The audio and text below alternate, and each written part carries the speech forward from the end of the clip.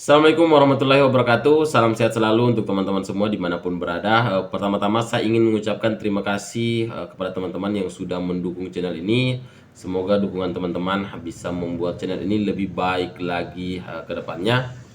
Oke, di video kali ini saya ingin membahas tentang laga final FA Cup yang bakal berlangsung di Wembley antara Manchester City versus Manchester United. Jadi derby Manchester bakal tersaji di partai puncak Piala FA musim ini. Tentu baik Manchester City maupun Manchester United ini punya misi yang berbeda, di mana di kubu City mereka ingin meraih treble winner musim ini dengan menjuarai FA Cup terlebih dulu, karena mereka sudah mengamankan satu gelar, yakni gelar Premier League, kemudian FA Cup. Selanjutnya mereka bakal berusaha untuk meraih trofi Champions League pertama mereka dan menyamai prestasi Manchester United yang pernah treble winner di tahun 99. Jadi City ingin menyamai rekor tersebut dan menjadi tim kedua di English Premier League yang meraih treble winner. Sementara misi Manchester United tentu ingin meraih trofi keduanya, yakni trofi FA Cup, setelah sebelumnya mereka meraih trofi Carabao Cup ya. Dan satu lagi misi MU di final ini tentu menggagalkan mimpi Manchester City untuk meraih triple winner musim ini. Jadi layak untuk kita nantikan apakah Manchester United mampu menahan laju Manchester City, ataukah MU bakal menjadi bulan-bulanan City seperti halnya Real Madrid di semifinal Liga Champions. Jadi kita bahas dulu line up ya, kemungkinan besar line up City versus MU. Oke, kita ke City dulu. Kemungkinan besar Pep bakal turun dengan formasi 3-2-4-1, di mana Walker, Diaz, kemudian Akanji berada di center back, kemudian Johnston, Rodri berada di double pivot, Bernardo Silva, Kevin De Bruyne, Ilkay Gundogan serta Jack Grealish berada di gelandang serang, dan tentunya lini depan diisi oleh Erling Braut Haaland, monster dari Manchester City yang sudah mencetak 52 gol dari 49 pertandingannya di semua kompetisi. Sementara MU dengan Erik ten Hag-nya kemungkinan besar akan menurunkan formasi 4-2-3-1, di mana center back mungkin bakal diisi oleh Lindelof ya, yang tampil cukup baik di beberapa pertandingan terakhir. Kemudian Varane, fullback kanan Wan-Bissaka, fullback kiri ada Luke Shaw, kemudian di double pivot ada Casemiro dan juga Eriksen. Sementara posisi flank kemungkinan besar akan diisi oleh Jadon Sancho yang di dua pertandingan terakhir mampu tampil baik, dan ditambah lagi kemungkinan besar Anthony bakal absen karena cedera. Kemudian di flank kiri kemungkinan besar bakal diisi oleh Garnacho, karena Rashford tentunya akan mengisi lini depan dari MU, mengingat Anthony Martial dikabarkan cedera dan sudah dipastikan absen di final FA Cup musim ini. Sementara di belakang Rashford, pemain bernomor 10 bakal diisi oleh Bruno Fernandes. Oke, kita lanjut kemungkinan besar jalannya pertandingan ya. Berkaca pada pertemuan mereka terakhir, di mana MU sukses mengalahkan City dengan skor 2-1 setelah mereka tertinggal lebih dulu kala Jack Grealish mampu mencetak gol melalui header.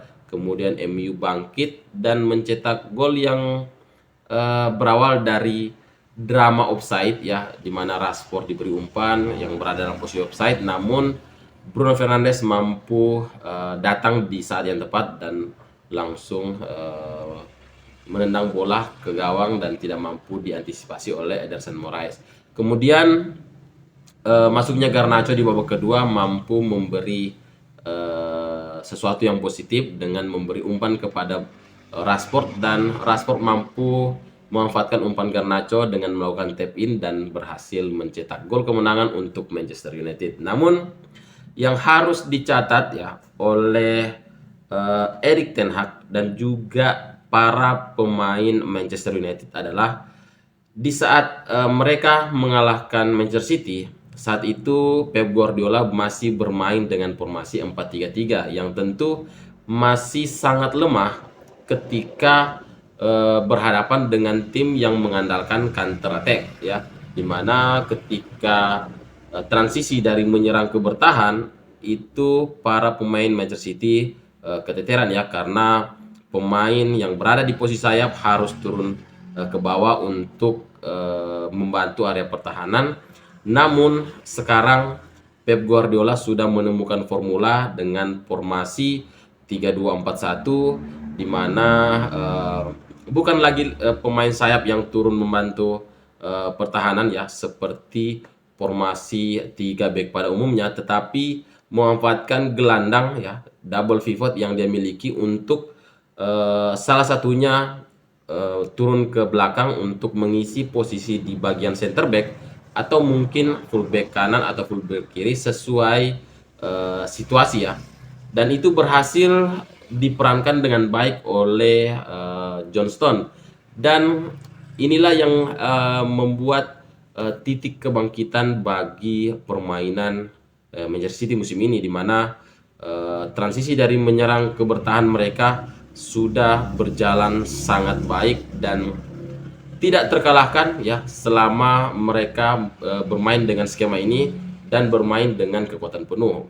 Memang sih mereka kalah di pertandingan terakhir dan rekor kemenangan mereka pun terhenti di tangan Brentford ya, di depan para pemain Brentford. Namun Pep Guardiola atau Manchester City ini turun dengan pemain pelapis bahkan dengan para pemain mudanya. Jadi menurut saya tidak bisa dijadikan patokan bahwa kekalahan dari Brentford itu merupakan peluang untuk MU bisa mengalahkan City ya. Tidak bisa diambil dasar untuk mengkaji bahwa MU kemungkinan besar punya peluang untuk mengalahkan City. Tetapi kita melihat pertandingan terakhir Manchester City ya, ketika mereka bermain dengan skema 3-2-4-1 dan mereka bermain dengan kekuatan penuh. Tentu kita akan melihat laga ketika mereka berhadapan dengan Real Madrid di semifinal Liga Champions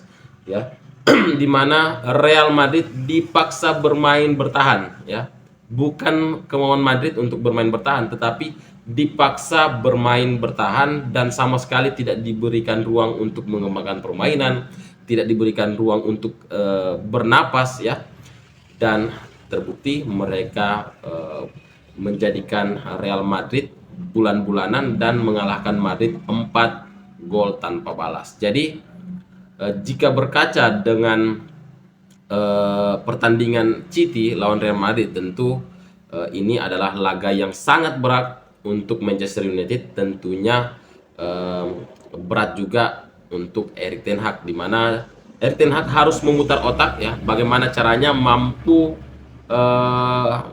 mendapat penawar strategi dari Pep Guardiola dengan 3-2-4-1-nya, di mana jika di pertemuan terakhir mereka ya, MU bisa keluar dari counter pressing ya dengan bermain segitiga ya, dengan membentuk triangle umpan segitiga dan bisa lolos dan melakukan counter attack. Namun sekarang itu saya rasa sudah tidak bisa dilakukan oleh MU karena transisi bertahan City semakin baik dari hari ke hari.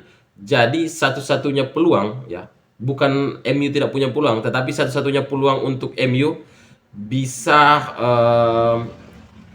bisa membahayakan gawang dari City. Tentu mereka harus bermain bypass ya, dengan mengandalkan long ball, kemudian memanfaatkan bola muntah hasil duel, lalu melakukan serangan balik cepat.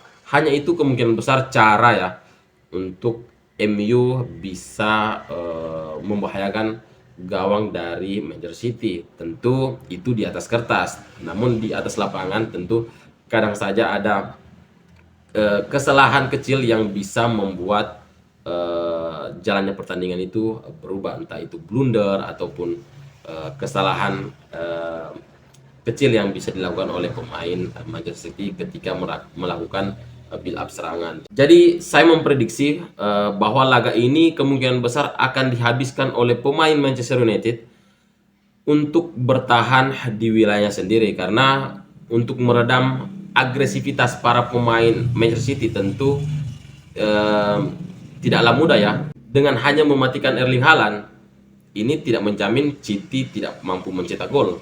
Terbukti ketika melawan Real Madrid di leg pertama ya, Erling Haaland mampu dimatikan, tetapi pemain yang berada di flank masuk ke half space, bahkan pemain yang berada di center yakni Kevin De Bruyne mampu mencetak gol dari luar kotak penalti. Begitu juga di leg kedua ya, mereka berhasil mematikan Haaland, kemudian mereka berhasil mematikan pemain yang berada di posisi sayap, namun kerjasama ya antara Bernardo Silva kemudian Kyle Walker mampu membuat Real Madrid ini kehilangan konsentrasi dan terbuka di area half space ya, yang membuat Kevin De Bruyne mampu mengirim umpan kepada Bernardo Silva dan terjadilah gol pertama dari Manchester City. Jadi ini laga berat untuk Manchester United karena City bakal menyerang dari semua sisi, baik itu dari flank, kemudian dari center, kemudian dari half space. Itu semua yang harus diwaspadai oleh Manchester United. Jadi layak untuk kita nantikan apakah MU mampu meredam City atau bakal bernasib sama dengan Real Madrid. Oke, terima kasih sudah menonton video ini hingga akhir, dan jangan lupa klik like, komen, dan juga subscribe. Saya Ila. Terima kasih. Assalamualaikum warahmatullahi wabarakatuh.